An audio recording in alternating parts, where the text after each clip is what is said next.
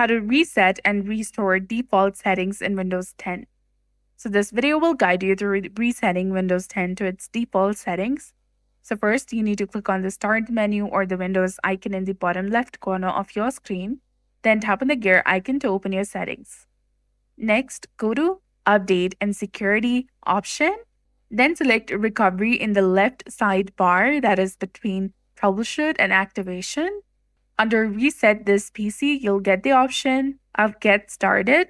Go ahead and tap on that. You may need to give administrative privileges.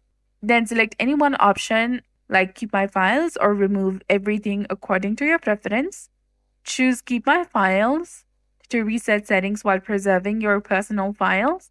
And for a complete factory reset, select Remove Everything. Then you can choose how to reinstall Windows either through a local reinstall or cloud download for the latest version. You can go ahead and choose local reinstall and confirm your settings are correct and then click on Reset to begin the process. So that's it for this video.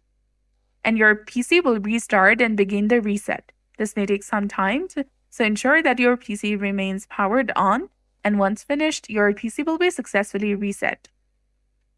So that's it for this video. I hope you found this helpful. If you did, please like, share, and subscribe. Thanks for watching.